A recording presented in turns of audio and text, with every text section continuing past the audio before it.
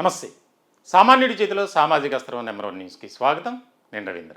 ఆంధ్రప్రదేశ్లో ప్రభుత్వ ఉద్యోగులు, అలాగే పెన్షనర్లు, కాంట్రాక్ట్ ఎంప్లాయీస్, అవుట్సోర్సింగ్ ఎంప్లాయీస్, ఇప్పుడు వీరు ఏ రకమైనటువంటి పరిస్థితుల్లో ఉన్నారు, ఎలాంటి అసంతృప్తితో ఉన్నారు, ఏ రకమైన నిరాశ నిస్పృహలు కలిగి ఉన్నారు అంటే అది చాలా గ్రాఫ్ పెరుగుతూనే ఉంది. దానికి ప్రధానమైనటువంటి కారణం ఏంటంటే కూటమి అధికారంలోకి రాగానే ఉద్యోగుల సమస్యలపై కనీసం ఫోకస్ పెట్టినటువంటి సందర్భం.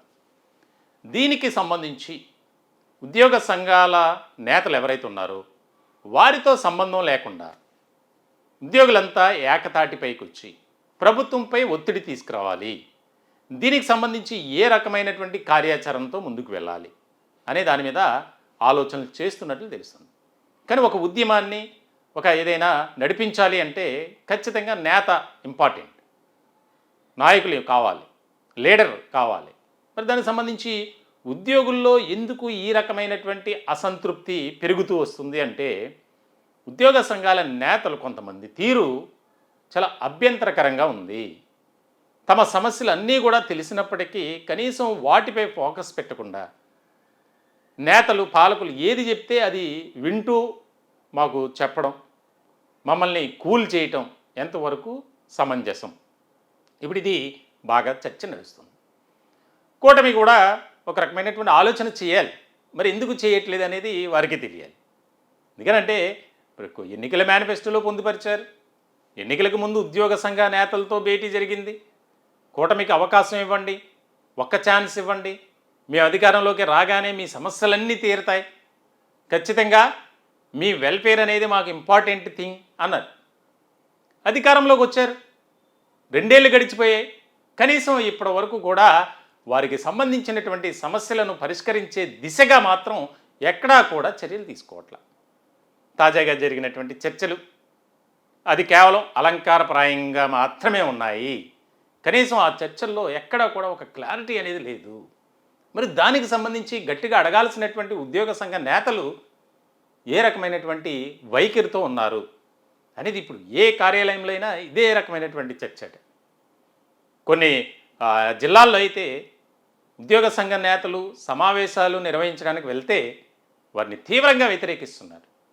మీ సమావేశాలు మాకు అవసరం లేదు, ఎందుకు ఈ సమావేశాలు, టీ బిస్కెట్ సమావేశాలు దయచేసి పెట్టొద్దు, మీరు ఏదైనా ఉంటే ప్రభుత్వంతో మాట్లాడండి, ప్రభుత్వంపై ఒత్తిడి తీసుకురండి.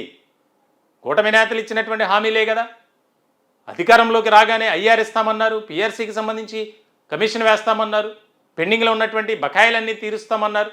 కనీసం వాటి గురించి ఎందుకు మీరు మాట్లాడలేదు? గ్రూప్ ఆఫ్ మినిస్టర్స్తో సమావేశాలకు వెళ్తున్నారు, కనీసం అక్కడ ఏ రకమైనటువంటి ఇది కూడా లేదు, పురోగతి లేదు, అధోగతి లేదు. మరెందుకు మీరు నాయకులుగా? దీనికి సంబంధించి ఇదే చర్చ గ్రూపుల్లో. ఉద్యోగ సంఘాలకు సంబంధించి ఎవరో కూడా ఆ ఫీజు అనే రూపంలో ఏమీ కట్టొద్దు, డొనేషన్స్ ఇవ్వద్దు అని ఒక నిర్ణయం తీసుకున్నారు విసిగిపోయి. మేము ఇంత చేస్తున్నా కనీసం మీరు ఉద్యోగుల సమస్యలపై ఎక్కడా కూడా మాట్లాడట్లేదు. వారు చెప్పింది విని మమ్మల్ని కూల్ చేయడానికి ప్రయత్నం చేస్తున్నారు అనే ఒక రకమైనటువంటి చర్చ. మరి కూటమి ప్రభుత్వం కూడా సానుకూలమైనటువంటి విధానంతో ఆలోచన చేయాలి. ఎందుకు ఇట్లా చేయట్లేదు అనేది ఇక్కడ ముఖ్యమైనటువంటి అంశంగా ఒక చర్చ జరుగుతుంది. రాష్ట్ర రాజకీయాల్లో కూటమి అధికారంలోకి రావటానికి పార్టీల పరంగా వారు చేసినటువంటి ఒక రకమైనది అయితే ఉద్యోగులు కూడా మరి ఎంత సపోర్ట్ చేశారు, పెన్షనర్లు, ప్రతి ఒక్కరూ, ఉద్యోగ కుటుంబాలు కూడా మరి ఈ రకమైనటువంటి ఆలోచనతో ఎందుకుంటున్నారు?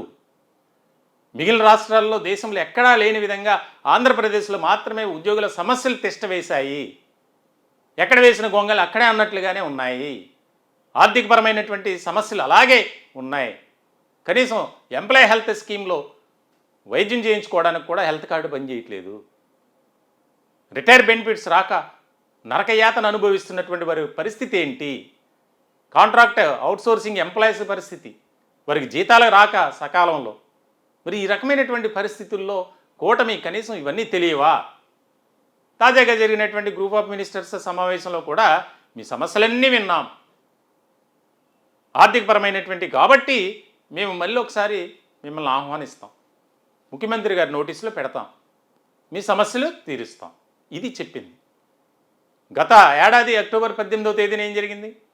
దానికి సంబంధించి గ్రూప్ ఆఫ్ మినిస్టర్స్తో సమావేశం జరిగింది. ఉదయం నుంచి మధ్యాహ్నం వరకు. సాయంత్రం ముఖ్యమంత్రి గారి దగ్గరికి వెళ్ళారు. ఒక డిఏ ప్రకటన. మరి కనీసం పెండింగ్లో ఉన్నటువంటి డిఏలు విడుదలకు సంబంధించి ఒక నిర్ణయం లేదు, ఇంటర్మ్ రిలీఫ్ అనేది లేదు, పిఆర్సీకి సంబంధించినటువంటి మాటే లేదు, ఇక పెండింగ్లో ఉన్నటువంటి బకాయిల గురించి ఏదీ లేదు. మీరు ఇచ్చినటువంటి హామీలు వాగ్దానాలు ఎప్పుడు నెరవేరుస్తారో తెలియనటువంటి పరిస్థితి. అలాంటప్పుడు మీకు ఎందుకు మేము సపోర్ట్ చేయాలి? 2029 ఎన్నికల సమయంలో మేమేంటో నిరూపిస్తాం. సామాన్యుడి చేతిలో సామాజిక అస్త్రం నెంబర్ 1 న్యూస్ ఎప్పుడు కూడా సామాన్యుడి తరపున మేము ఫైట్ చేయడం జరుగుతుంది.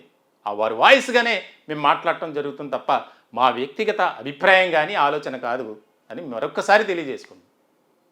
దీనికి సంబంధించి తరచూ ఏదో ఒక వీడియో చేయటం ద్వారా అనేక మంది వారి అసంతృప్తి, వ్యతిరేకత, నిరాశ, నిస్పృహ అన్నీ కూడా కామెంట్ రూపంలో తెలియజేస్తున్నారు. మీడియా చరిత్రలో ఏ పత్రిక కానీ ఏ ఛానల్ కానీ ఒక స్టాండ్ అనేది తీసుకోవాలా, మీరు మాత్రమే నిలబడ్డారు. ఖచ్చితంగా కూటమి ప్రభుత్వానికి మేము తెలియజేస్తూనే ఉన్నాం. రిటైర్మెంట్ బెనిఫిట్స్ అది రాక ఎంతమంది నరకయాతన అనుభవిస్తున్నారు. దానికి సంబంధించి మేము ప్రత్యేకమైనటువంటి లైవ్ కార్యక్రమాలు, రిటైర్డ్ ఉద్యోగుల ఆత్మీయ సమావేశాన్ని కూడా ఏర్పాటు చేశాం.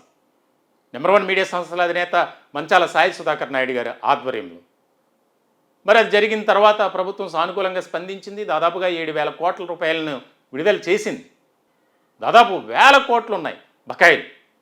మరి వాటి ప్రాధాన్యత క్రమంలో ఆలోచన చేసి విడుదల చేయాలి. దీనికి సంబంధించి ఎక్కడా కూడా అధోగతి లేదు, ఏ రకమైనటువంటి డెవలప్మెంట్ లేదు.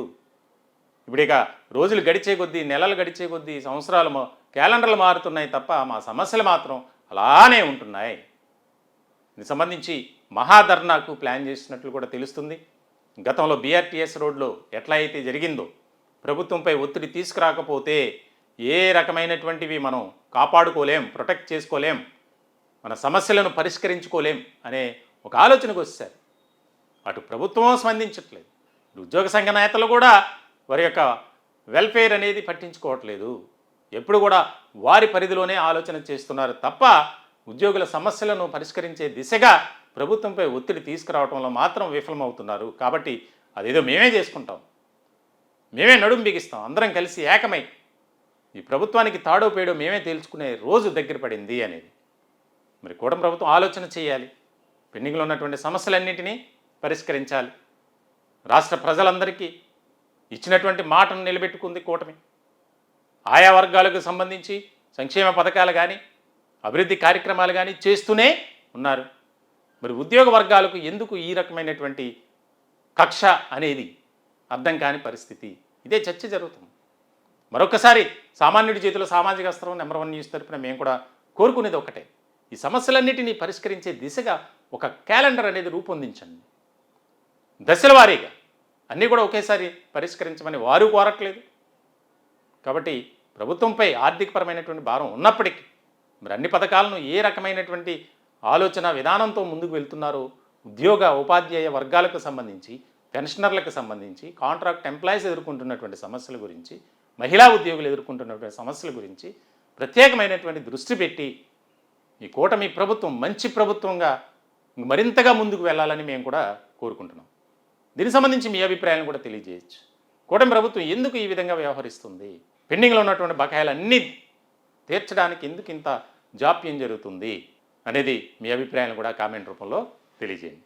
దయచేసి మా ఛానల్ని సబ్స్క్రైబ్ చేసుకుని మరింత సపోర్ట్ చేస్తారని కోరుకుంటున్నాను. Thank you.